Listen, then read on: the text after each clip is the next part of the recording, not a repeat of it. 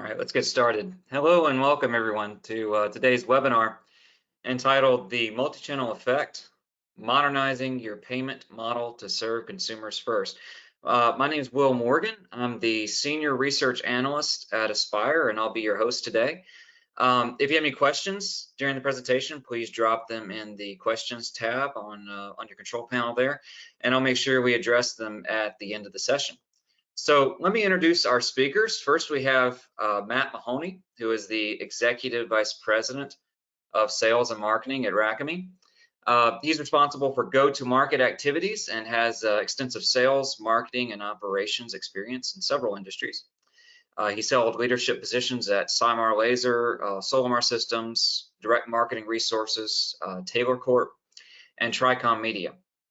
Matt has a proven track record of helping SMBs grow. And second is Casper Roos, who is a leading expert and recognized thought leader in the CCM industry.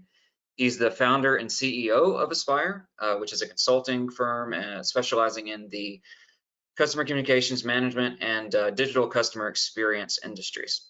Casper has more than 15 years of experience in the space, and he's a regular speaker at industry conferences and events. He and his team, myself included, have worked with CCM technology vendors, service providers, and a variety of enterprises to help them with strategy and business development. So with all that, let's go ahead and jump right in. Casper, I'm going to hand things over to you. Great, thanks, Will, and thanks, Matt and Racami, for having us to support here with this very important topic. So today, we're going to talk about how payments are actually part of an omni-channel experience and why you need to look at sort of modernizing your payment infrastructure to leverage the benefits that brings. So it's a hugely popular sort of trend in the market. So I'm very excited to talk about that. And as Will mentioned, Aspire, we're an analyst firm. We do a lot of research. We cover the market from a sort of global perspective. Today we're talking a lot about sort of the American market, but if there are any people from other places of the world sort of joining here today, a lot of the trends are actually very applicable to sort of the European market as well, and other parts of the world. So let me first sort of kick this off. So online bill payment has been very, very popular over the last few years. It's been a big trend. And I think the sort of pandemic has really accelerated this. So we have a data point here that shows that in 2019, this was a research that we did before COVID happened. We found that 69% of people actually paid their bill online. And what we found just, a year later, when COVID really sort of, happened, we had lockdowns, people were really being forced to sort of, live and work digitally. 83% of consumers actually paid their bills online. So we saw this massive sort of, uptick in adoption, and there are many sort of data points around sort of how consumers actually, spend more time digitally. But what's very interesting is that there's no sort of one way of doing online payments. There really are lots of sort of different sort of approaches to it, and that is something that we're going to talk about in this sort of webinar. But one thing to sort of highlight is this market is so huge. I mean, every household actually has bills to pay. You look at sort of the numbers here, the average monthly sort of payment value in dollars is around sort of $5,000. There are more than 131 million households in America. So only from a consumer perspective, I mean, it's the total value of household sort of payments. That's already $8 trillion. So a staggering amount. So if you are a biller, for you this is just a number. But if you're a service provider and you haven't yet offered sort of mobile payment or digital payment options to your customers, there's an opportunity to be part of this sort of market segment here and to capture a share of this. And it's rapidly growing, and it's a big number. So if we look at the types of sort of online payment options, there are different ways of actually getting that payment done. No surprise that mobile is a big sort of facilitator. This is a statistic that just shows the sort of market growth over the next 2 years up to 2030. And the expectation is that every 3 years, the market will double in size. So there's a huge sort of shift to mobile payments. There are multiple ways of sort of doing that. So consumers have options. Some prefer to get a text message. Others may want to sort of, take a photo of a QR code and then sort of, be brought into a sort of, mobile web sort of payment experience. Others are saying, well, we just want to have that as part of my sort of mobile app. But what is happening, as you can see here, is that actually there's a real shift to more digital channels and to more mobile channels. So the point of this is that actually, if you're on the business side, your customers are increasingly expecting to actually get multiple channels, and they actually really want you to provide an easy and convenient payment experience to them. And I think this is, when you sort of see the statistics, when you sort of look at sort of the market shifting and people getting sort of, more used to sort of mobile and online payments, many businesses will say, yeah, that's important. We really know that we need to do that. But then you've got, 1,000 other things to prioritize. And this may sort of drop on the list, but I really want to encourage you to sort of look at some of the statistics that I'm going to sort of run you through. It could be very costly not to sort of provide consumers with the right experience, because particularly the younger consumers and the more wealthier consumers, they're very quick to change and very quick to sort of, find other providers that actually give them a better communication and sort of payment experience.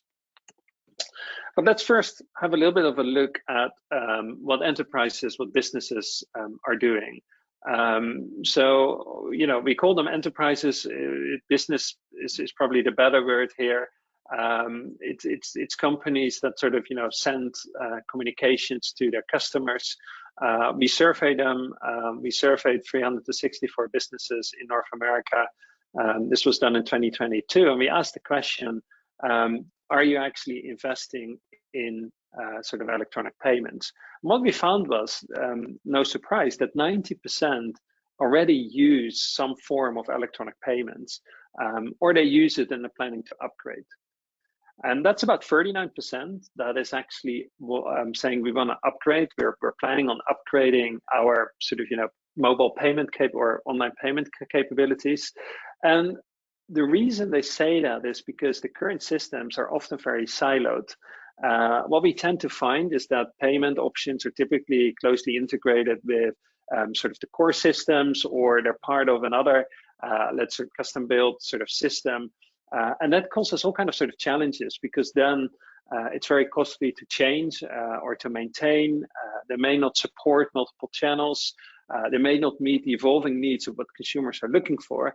So actually what we're seeing in the market is a real sort of change in sort of perspective, and saying, well, we actually need to transform this. We need to sort of make sure that we actually have a flexible sort of delivery component that helps us to actually get the payment to consumers using multiple channels that are more, as we tend to call it in Europe, more fit for purpose, that are, a little bit more adapted to those evolving consumer needs. So this is a real interesting sort of change that is happening in the marketplace, and we see this across the world. And this statistic, is based on sort of what we found in the North American market. So another really interesting data point that I find very fascinating is how much time people nowadays spend just in front of a computer or a device. You sort of look at this statistic. Prior to COVID, the average daily screen time of an adult was on average 6 hours.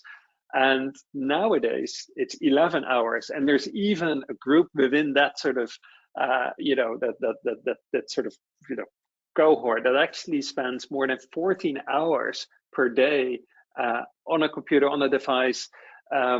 So it's most of your sort of hours that you're alive. People now spend sort of connected to sort of digital devices.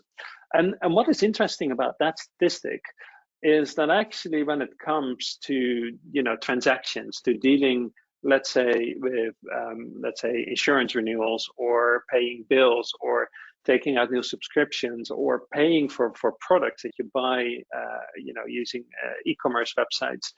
Consumers are really expecting nowadays to have a very slick, easy to use, fast experience, because if they sort of spend so much time online, the last thing they want to do is to go through lots of hoops and difficult sort of, processes. They really expect businesses nowadays to really give them a very sort of convenient experience. And that this mindset has changed. We clearly see that in our data. And what is very interesting is that that is actually really dependent on sort of the demographics of the audience. And I often sort of use this sort of image, this sort of analogy, where we say there is a difference between what customers are looking for and what companies are actually building. And it's very interesting, because once you see this, you see it very often. You see it everywhere, actually. So there's a very within Aspire, we always call this sort of the difference between outside in and inside out.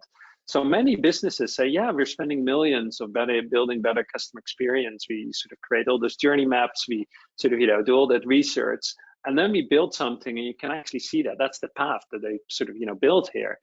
And then you look at the customer and you take an outside-in perspective, and you ask that customer, what is it that you really, really want? And then this customer here would say, I don't want to follow that path. I mean, I can get a shortcut here. It's much faster. I don't want to sort of, spend the extra time sort of going through that. And then what happens is, by the end of this path, they start complaining. They say, well, my feet, my shoes covered with mud. It's not a great experience. I had to sort of find my own way. And there's a real sort of disconnect that we often see in research between, the sort of perceived experience versus what brands are saying that they're doing. So it's very interesting when you then look at the different sort of consumer groups. So let me sort of show you or talk you through this sort of top right hand side statistic here. So the number of consumers that switched providers because they didn't like the poor communication experience, including sort of the billing experience, 25% of millennials, that's the highest sort of cohort, the highest group there, have said, we're not happy, we're switching. So 1 out of the 4. So particularly if you're in sort of, the regulated industries, think about insurance or financial services, this number can be really high, actually, for some of those consumer groups. In other industries, but like healthcare, where it's a little bit more difficult to switch, the number is lower, obviously. But across the board, and this is probably the main point here, is that the younger generations, millennials, Gen Z, they're much more likely actually to switch because they don't like how brands communicate and how they interact with them. And then if we flip this around and we ask the question, would you be willing to pay more to get a superior communication experience? And the way to sort of see this is in the context of, if you basically have a brand that is premium. So for example, you're not differentiating by cost leadership. You're saying, we differentiate based on other factors. Maybe it's customer intimacy, maybe it's customer experience, or maybe it's just being premium as a brand. In that case, you really have to focus on building and creating a good experience for your end customers, because what we find is that people really expect they've said, we pay a premium for this brand, then we also expect to actually get that sort of, better experience from them. So millennials, Gen Z, Gen X, they really expect, or they're willing even to pay more to get this better experience. So for those of you who are not so familiar with sort of the age group, Gen Z is around sort of, between 18 and when we did this research, it was around sort of 25, and then millennials 26 to sort of 40 years, and then Gen X more 40 to sort of 55. So that's sort of the rough sort of breakdowns here.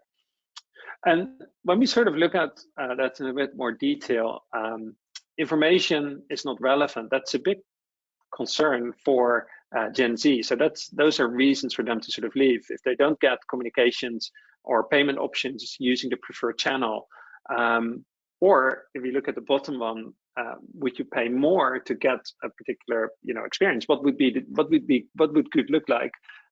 Relevant and personalization are very important. Relevancy and personalization. So here, the consumers are saying, we want to get a relevant and personalized sort of message based on sort of, our where we are now in sort of the life cycle. So from that perspective, sending a bill payment request using the right channel, sending this at the right time, making sure that's personalized to the recipient are all very important sort of, considerations. So then the question really becomes, if this is what consumers are looking for, how are businesses responding to this? What is it that they do? Because also, this is the other thing, if you just to build, a little bit on that sort of previous slide, consumers are increasingly, what I said, the millennials and Gen Z are less happy with sort of, paying this bill online, accessing a statement online. They don't really like that experience compared to sort of the older generations. And also, what I said, they're more likely to sort of switch. So this slide actually builds on that. But then the question is, how would sort of, the sort of provider respond to that? So what we find is that businesses really are focusing on adding payments to their sort of, to their communication channels and options, and they really are investing in this space. So this data point talks about when evaluating customer communication software solutions. So if you're looking at sort of software solutions that can provide the communication to your customers, what are the aspects that are very important to you? So data security is a given. That is really important nowadays. The fact that you need to understand where people clicked on, how they actually sort of, that you can track those payments, those communications, that they are archived. Digital archiving is really important as well. But here, the payment in itself is sort of, answered by 80% of the respondents here. So it's a very popular sort of, option. So what are then some of the challenges? Because if enterprises are responding by investing in payments, and they're really looking at sort of, making sure that they can develop this more sort of omni-channel sort of, omni-channel delivery, how do they do that? And what are the challenges that they face? So first of all, if you sort of look at the way those systems are typically often implemented, there are some challenges in terms of it's difficult, costly to change or to implement. The communications are programmed sometimes sort of, into the systems. It's hard to change them. It's hard to manage them. They cannot be delivered to consumers' preferences because oftentimes they basically are focused on print or just a PDF that is emailed out or just put on a portal. And changing that to a full sort of HTML or maybe a fully sort of, text message, digital first approach could be very problematic. And then also typically the systems works in a completely silent manner. And, it's hard to understand what is coming out of them, what the message exactly is. There's no visibility into that from a sort of content, tone of voice, communication perspective. And therefore, there could be all kinds of challenges with actually getting people to respond to that message. So what we're seeing in the market is a shift to a more modern approach, where actually it makes sense to add a lot of those payment capabilities to the sort of document communication delivery mechanism. And that actually is, what we are talking about here today. And what the benefits are from that approach is that you do not need to change the underlying infrastructure. You basically bolt on a particular set of capabilities to something that you already have. And it basically takes that sort of content and enables the business to actually send it through more modern channels and offers consumers that greater freedom of choice that we talked about. Consumers really want to have that sort of, omni-channel experience and be in control over when and how the brands communicate with them. And payments then become a sort of midpoint in a sort of ongoing conversation versus being seen as an endpoint that just points to a sort of payment process and that's it. So I think this is a very important sort of thing to understand, that consumers are increasingly seeing every single interaction as a way to connect with the brand. So it's important to have them on brand and fully sort of personalized.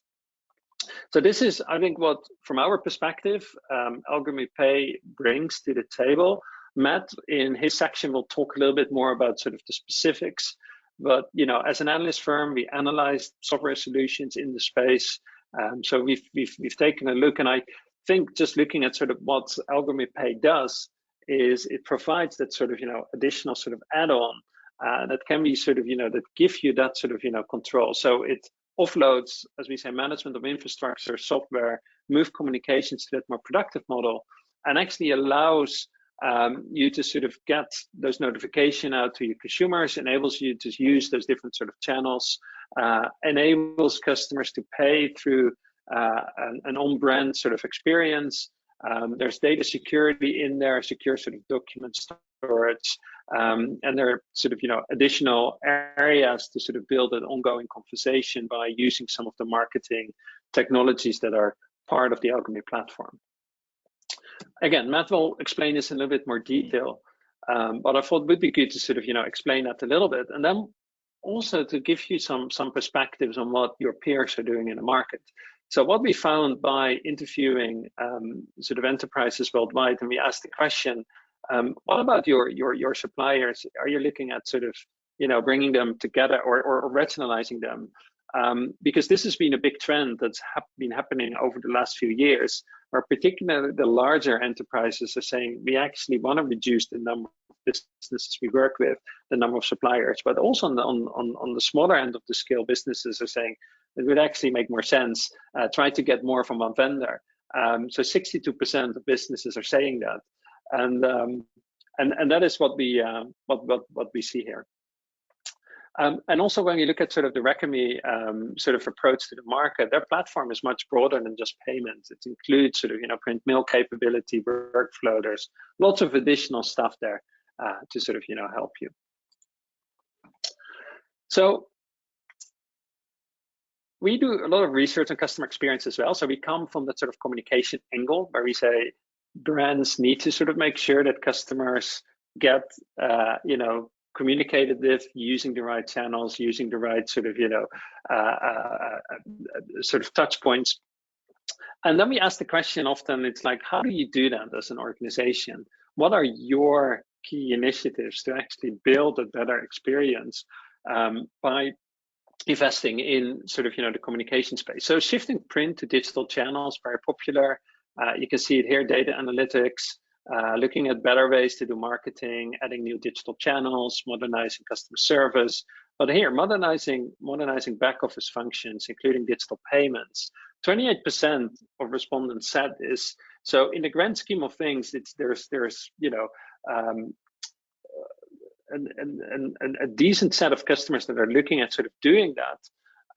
But what is really interesting is if we sort of zoom in, look at the 28% in more detail and say, who are those businesses or organizations that are investing or modernizing the back office with a goal to sort of build better payment experiences?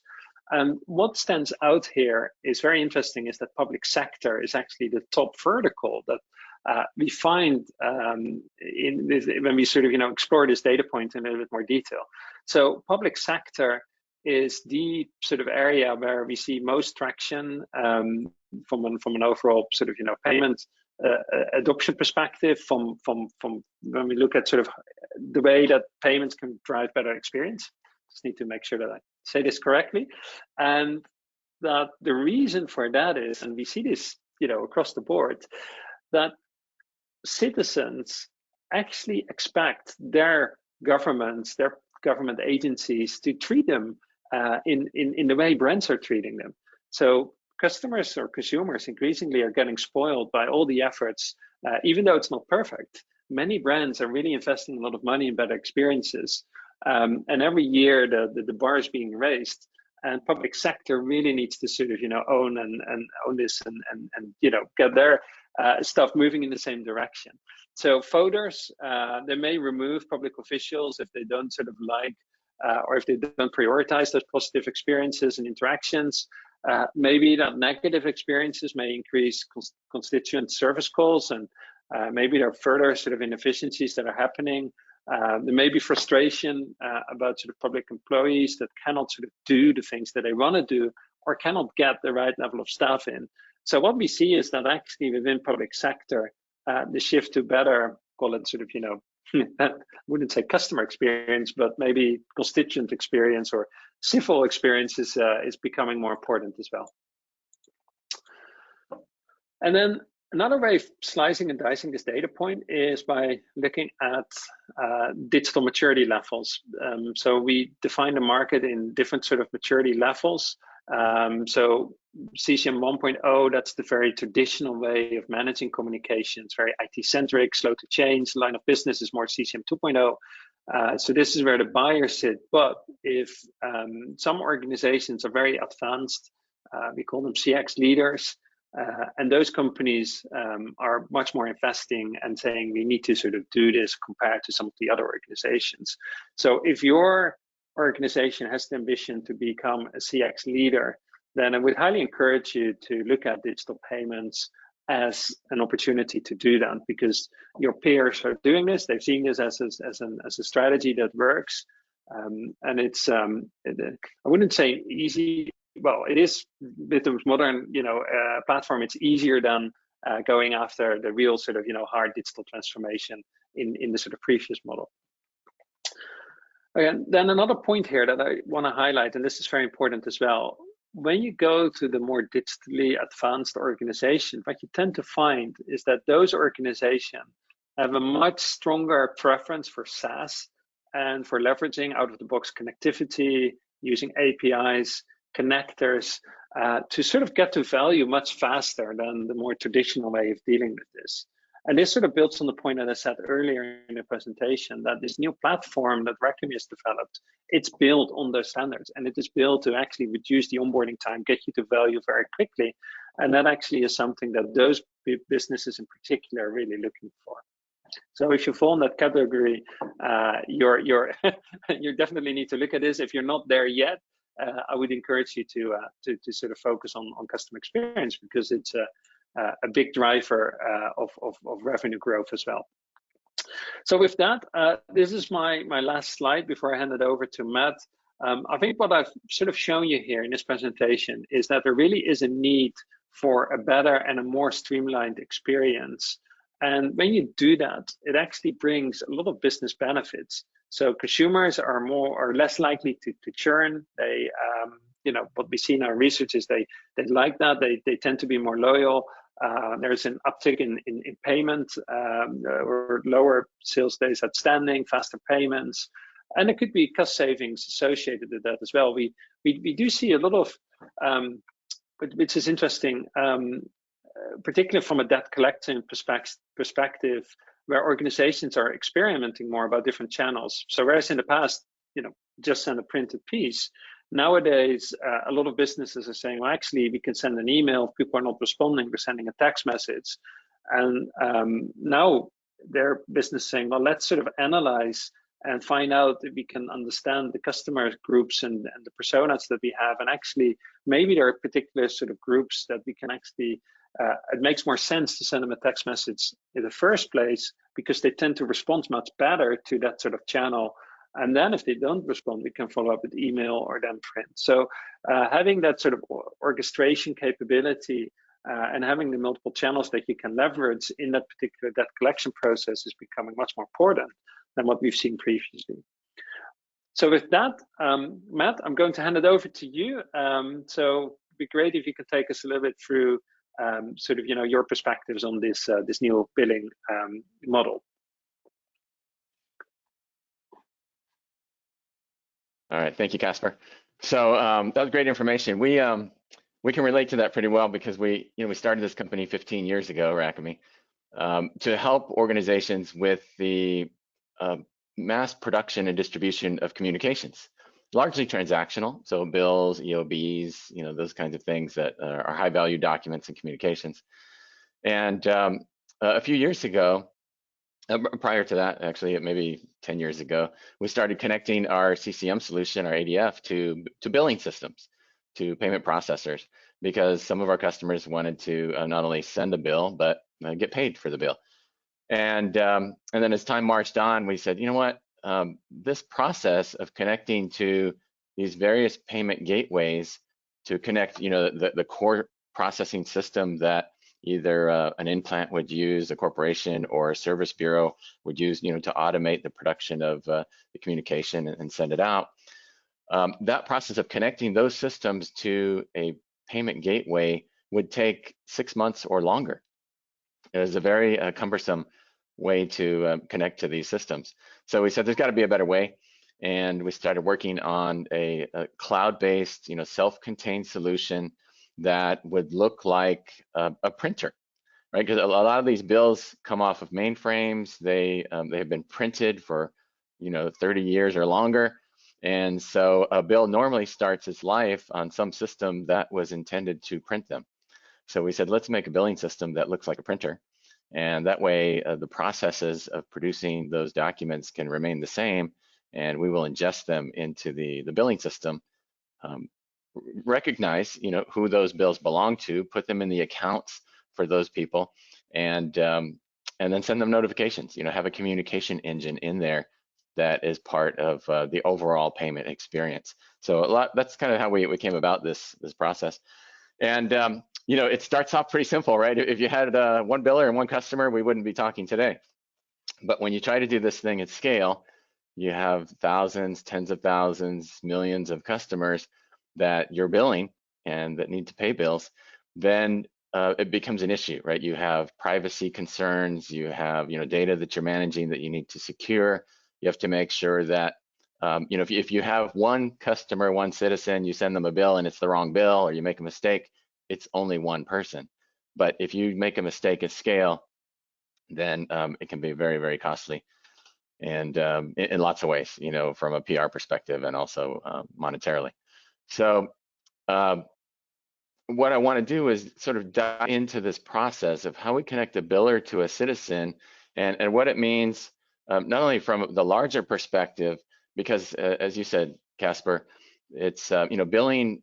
Some people might not see it as part of an overall CXM strategy or an important component of it, but it really is. From sales, marketing, and all the other departments, the touch points that a company has with their customers, billing is a very important part of that overall scheme and communication strategy.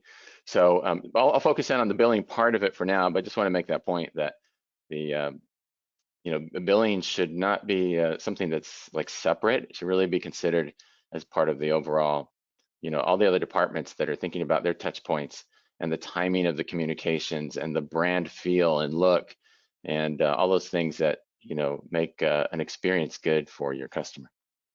They want to incorporate that in there. Now, so there's a lot of stuff going on here. The biller on the left, the consumer on the right, or citizen. What we see a lot today in our customer base, which really surprised me when we got into this a couple of years ago, is that there's multiple vendors usually. So a biller, let's just say it's a taxing authority for this example.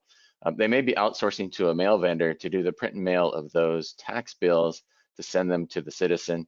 You have the online payment vendor that may be separate from a mail vendor, and this is often something we see where the mail vendor, maybe what they're really good at is print and mail and postal processing and all that, but they don't really want to get into payments because it's a little bit complicated and risky maybe. So you have another vendor that handles the online payments. And then a third vendor may be used for the point of sale, for the credit card machines, the kiosks, things that fit the walk-in experience. When someone walks in, you want to collect the payment there. So there's three different vendors. And then these payment vendors could be connected to the banking rails. And in which case, if you have an online payment vendor, they'll probably have their own merchant account for you. And then the offline payment vendor has another merchant account. And now when you start thinking about connecting, to the, let me grab a pen here, I'll draw some lines. You start, connecting back to the back office systems, the bank accounts. It's a little bit complicated because you've got multiple vendors, multiple merchant accounts. The reconciliation effort and back-end processing every month can be a little bit of a headache for people. So that adds complexity. So this state of the market, we'll call it, is such that there's some inefficiencies there, and it actually reveals some other issues if you want to get into a better customer experience. For example, a customer might say, don't send me a paper bill, I prefer email. I want to save, some trees. So if that's the case, how do you execute that in a situation where you have multiple vendors? First of all, you have to have a consumer database, citizen database, that measures the preference, that records the preference. And once you have that, then it's either the biller who's maintaining it or one of these vendors. So let's just say it's the mail vendor. So the mail vendor has the preferences in there. And a citizen goes and walks in to pay after getting their bill from the mail vendor. So they get the bill and they decide, they live down the street from the billing office. So they walk in and they pay. And the mail vendor doesn't know that. So there may be reminders that go out to pay your bill. Maybe the online payment vendor is sending reminders. These other systems and people involved don't know maybe that somebody has paid their bill. And that can create a little bit of friction there. You might send something to a citizen or a consumer that really shouldn't be sent to them, because if they get a reminder and they say, wait a minute, I just walked in yesterday and paid my bill, why are you sending me a reminder? You obviously don't know what you're doing. So they could lose confidence. It's just, a negative experience. And so that's something to think about here when in the current environments that we're walking into, where you have multiple vendors. And so this becomes an issue for billers to manage the vendors. It's not just a technology issue, it's also a vendor management issue. Okay, so that's, and there's other things that can be addressed here, but you can see the point is that the current state of the market, and even if you don't have an offline payment vendor, it's very likely that your online and offline payment vendor could be in one, but you have a separate mail vendor. That's a very common scenario. And if you're sending, I mentioned this as well, if you're the biller, you're sending data once a month or whatever the billing cycle is to your mail vendor so that they can compose a document at scale, right? So they're producing personalized pieces by the thousands and getting them into the mail stream. Then what do you do with your online payment vendor? Are they presenting that same document so someone views it online? Can they view a document first of all? And who composed it? Was it the mail vendor? So that maybe they're sending to the offline or the online payment vendor the piece, same rendition of the piece that they put in the mail. That's a good way to do it. But if you let the online payment vendor compose it themselves, now you've got two different composition systems. You have the potential to produce something that doesn't look the same. Maybe an issue, maybe not. But if the customer has a bill in their hand and they call the call center and they say, hey, this total right here, or something on the document, and it's different than what the online payment vendor had produced, then there can be some conflict there. So that's another question, is who composes the bill and where is it stored and who has access to it and how many versions are you producing of the same bill? Okay. All right, so that gets us into sort of this idea that it's more than billing. When I talk to people a bill payment system, they really focus in on number 3. What's the fee for the credit card? Can you take ACH, debit card, and what are the fees around that? That's really where a lot of the attention of the discussion goes. But it's important to realize that the communications around the bill and the offline and online experiences are really important for all those reasons that Casper mentioned in the research, that you can actually lose customers because the experience is not great. And you don't want that, right? If the billing process is not great, you don't really want to lose a customer for that. And then on the right-hand side, you have sort of the back office things, the accounting. So making sure that the payment system is synchronized with the accounting system, that they're connected so that people aren't data keying the payments from the payment system into the accounting system. You never want that. You want those things to be connected so automatically, updates the journals and so on. You want evidence. What was the bill that was sent? How many communications were sent to that person? What were those communications? Did they pay? When did they pay? How much did they pay? So all that kind of evidence in the system to support, queries that you're going to get about either from the citizen or consumer themselves or from the lines of business or from an auditor who might want to see something about what's going on. And then on the far right there, you have the, let me get this out of the way here if I can, the security. So in a payment system, of course, security is critical. You want to make sure that it meets all of the government regulations and that people feel comfortable that they can trust, they're going to put their credit card information in here, they can trust that. Okay, so if we take that a step further then, and we look at how do you solve that issue of a fragmented sort of vendor environment, fragmented technology and composition environment, and wanting to improve the customer experience, one of the approaches to that is to sort of get an all-in-one solution. And so that's what we've been building over the years is our philosophy is to say, okay, whether you use a Racami solution or not, so for example, you could come to us and we do all of these things for you, the print and mail, the online and offline, the website. So everything is unified.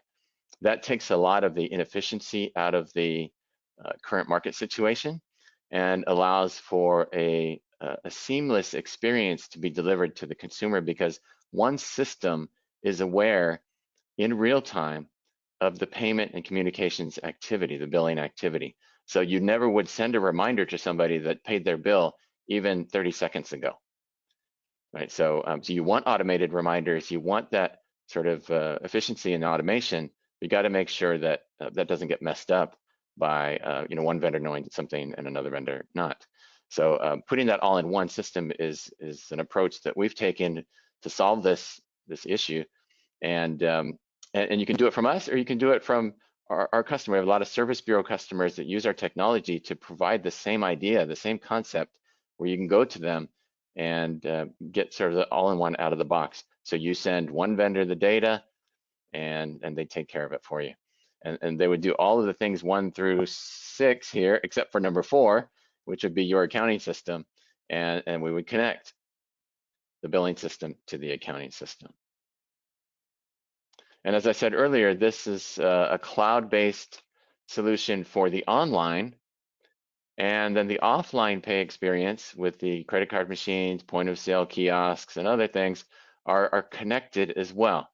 So you're tying the offline and the online worlds together to create a nice experience, right? A unified system, a single source of truth, all those things that weed out the problems with more complicated systems. All right, now workflow is an important part of this. I think I heard Casper talk about this earlier. So I wanted to just share this with you. In the payment system, and we don't have time to do a proper demo today, but if you'd like to see it, we can set you up with that. But the communication engine and knowing the consumer identity is key to pulling this off. So if you want to have better CX and meet people's preferences on how they want to be communicated with, first of all, you have to know who they are, and you have to have a way for them to communicate to you, to tell you what their preference is. And by the way, that can change from time to time. So maybe in the springtime, I'd like to get a printed piece because I'm home and I can go to my mailbox and open it up. But in the summertime when I'm on vacation, I don't want my mailbox filling up. So I'm going to switch my preference to text, and I'll just pay by text, and that way my mailbox doesn't get full of these bills that I don't want people to steal out of my mailbox. So the preference, and then when I come back from vacation, I turn paper back on. So you need this kind of capability not only in your system to manage the consumer identity, but to capture preference, record it, and even that in itself should be easy for a consumer to manage.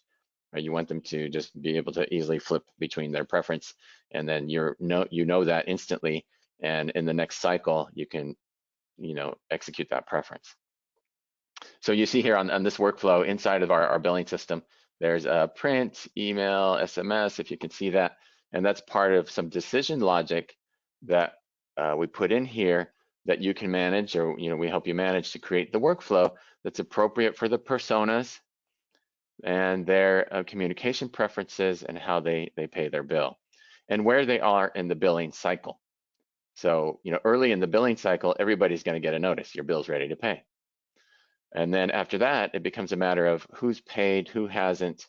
Are people before the due date? Are people after the due date? You know, if they're after the due date, they might get late notices. And so the communication engine that we have in our online payment system supports different personas and executes communications that are appropriate for the point in time where they are in the life cycle of paying the bill.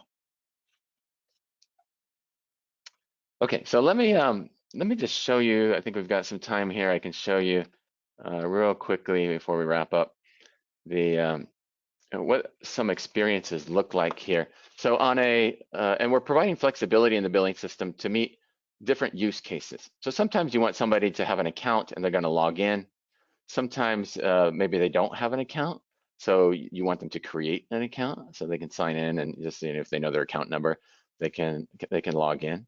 Sometimes you don't want a login at all. Sometimes you want maybe in the case of a taxing authority where it's somebody could pay anonymously. They could go to the site and then, you know, navigate to that place where they're going to pay a bill, and then let me see if I can get to that here. Pay bill. Oh, Commissioner's website's running a little slow. And then, you know, they could go there and pay anonymously. So you could put in, I could put anybody's name here, Jessica. And then, you know, all the Jessicas would come up and I could pay a bill. So there's various use cases that you can think of for your business. And we've built technology that molds to the use case. As long as it's sort of a bill pay, that tends to be the sweet spot for this. Any kind of recurring bill payment where you will take advantage of the communication engine, the personas, the identity, preferences, things like that that are important in a recurring, you know, execution of a bill. So just so you can, you know, get a sense for what that's about, that you can do either. You can be able to view the bills, of course. So let me log into this one. I'll show you real quick. So here in the login experience, they may see, and we're trying to make it as easy as possible. People don't like to pay bills, so get in, get out, right? Let me see the bill. Let me pay the bill. Maybe I want to set up some of my preferences. I can go to my account and turn off some paper or SMS for different bills that I'm getting. I might want to set up my auto pay payment methods. You may want to communicate with me as a biller, so you have some spaces here to put, you know, messaging. And this is sort of an example of a payment experience that you could get from our SaaS model. All driven by what pretends to be a printer. So if you're printing the bills today, you send them right in. If you're not printing, there's actually a composition tool in here. It will create the bill for you. So if you just want to send data into the system, it will construct the bill and then you know, carry on with the rest of the process. Again, if you'd like to see a proper demo of this in detail, just let us know after the presentation, and we'll take care of that for you. Okay, so that's what I wanted to tell you today is, you know, that Racami is working on inventing these kinds of technologies and processes, sort of helping with vendor management and all those things that I touched on earlier, and we're putting a lot of focus in this area. All right, Casper, I'll hand it back to you. Yeah, great, Matt. That's I always like how you know, easily sort of, you know, explain all those things. It's you're a good communicator in that sense. So so really great. So what Matt showed you, what I think I sort of, you know, explained, online payments, it's important. It's an important aspect to get right from a customer experience perspective. So we see that consumers find this a top priority to get communicated according to their preferences, and businesses are investing in it. They're following those evolving consumer needs. They have to, because otherwise, particularly the younger, the more wealthier, you know, even the more tech-savvy consumers are moving on and going somewhere else if they can. So modern solutions help billers to improve that experience. We've seen that, reduce friction. Matt talked about that, how it actually provides a much easier way of actually managing those complex sort of payments. And then Racami's approach doesn't require any change on the back office side. That's very important as well, because the moment you talk about changing systems, we all know it's costly, it takes forever. You really want to avoid that if you can, and just seeing this as a sort of printer, in a sense, capability to sort of, you know, use as a sort of virtual printer makes a lot of sense. And then Racami gives billers the ability to enhance payments, includes additional services. So if you're on the service provider side, it's an opportunity to get sort of additional revenue opportunity. If you work in government agencies, it's a way for you to actually provide a better citizens experience. So overall, across the board, we see there's huge interest in this sort of particular area. So I hope that this presentation has really sort of encouraged you to look into this area. It's not as complex as you might have thought. So with that, Matt, if you could switch to the next slide, please, and then we'll see if there are any questions. So Will, did we get any questions, or what's the, Yeah, I haven't. Kick us off on the discussion. Okay. Sure. Yeah, I haven't seen any questions come in, but I was thinking, actually, Matt, would you mind switching back to, I think it's slide 21? Yeah, I have a little bit different slide deck, but I think maybe this one here. Yeah, that's it right there. Okay. You know, I was thinking about this yesterday as I was going through the deck, and I, was looking at it's almost broken into two halves. You actually mentioned that today. You know, and you're looking at the two ends of that diagram. Number one being the communications around the bill, and then number 6, security. And Casper had mentioned earlier that the young, the wealthy, tech-savvy consumers value personalization, relevance, and consistency in communications. That's something we saw come up over and over again in our research, and that they want payments to be part of that holistic, ongoing interaction with their providers, that conversation. So I was wondering if you guys could talk about that tension, or at least the perceived tension there between those two ends of the poles. How can businesses make payments and the communications around them part of that ongoing conversation between consumers and their providers, while still ensuring that consumer data remains safe? Yeah. Maybe I'll take a first stab at it here, and then Casper can clean up my mess. But so collecting personally identifiable data has been going on for a long time, right? And before the internet, you had warranty cards people would fill out and send in, and so companies have long wanted to collect information about their customers so that they could better communicate with them and sell them products that are relevant to them. So it's a learning experience, and so consumers want and benefit from that personalization, but at the same time, they don't want their data shared, with everybody. And so from our perspective at Racami, what we do is we provide tool sets that allow our customers to comply with regulations, to protect data, to secure it, and but at the same time to use that data to meet the expectations of a consumer. And you have to be careful as an organization. As a technology provider, we provide the tools. It's up to the responsibility of our customers to use those tools in wise ways. And you don't want to be creepy, right? With some marketing materials where you're like sometimes I think that maybe my phone is listening to me. I see an ad and I'm like, where did that come from? It was from a conversation I just had with somebody on the phone. So you got to be careful about that. But from our perspective, we're trying to provide a tool set that provides the lockdown of the data, that only the right people get to it, and that it can be used in positive ways. Yeah, thanks, Matt. I agree with you. It's understanding the customer. That I think is the key thing. And what we see in our research is that the younger the consumer, the more they're less interested in that security aspect. It's very interesting. It's like the older the consumer group, the more important data security is. The younger generations tend to focus more on the customer experience. So you're absolutely right. You need to stay compliant and make sure that you follow all the right sort of protocols and have all the right sort of regulations covered. But then within that sort of context, being able to provide a good experience to the younger consumers that are looking for that is absolutely critical in my view. And particularly if your brand is focused on those particular consumers as well. We see oftentimes that particularly the large organizations have multiple brands. They have particular sort of, brand experiences for younger consumers. The tone of voice is different, how they communicate, how they, bring the product to market. So in that context, having a sort of completely sort of mobile-oriented billing experience could make a lot of sense. Where for other groups, you just need to send them print because that's really what they prefer, and then everything in between. But yeah, it's very important to have that security, done. So I think that's the key thing. It's not negotiable, but within the context of sort of what we discussed, having a good sort of customer understanding is critical as well. Yeah, that's so true. I am, part of the older group, the older cohort, and so I'm real careful about downloading apps, on my phone, because I know that you download an app, you're releasing information. But younger people that download apps, without even thinking about it, right? So, that's something that we actually have built into our tool set is the personas, right? You have these groupings, these clusters of people in different age groups and so on, demographics, lifestyle.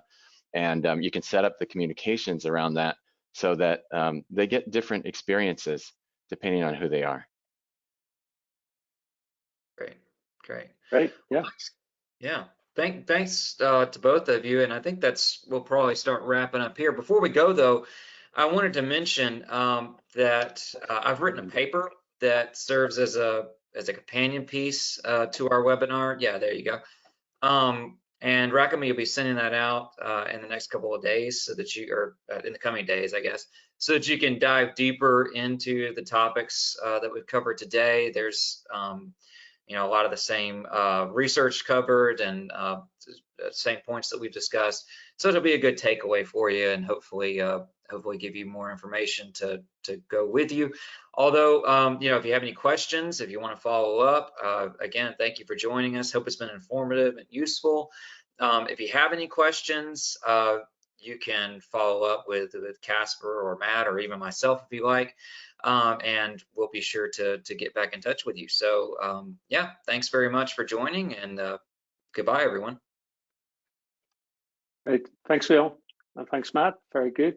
Maybe one final comment on the POV document. One thing that we tend to find is that sometimes people would like to sort of have something that they can bring to top management to discuss and to say, hey, we need to invest in this area. So please think about that as well. A piece like this could help to sort of, socialize the case internally. So that's another reason to sort of be on the lookout for that if you're interested. Yeah, good point. Okay. Thanks, everybody. All right. Bye, everyone. Thank you. Bye.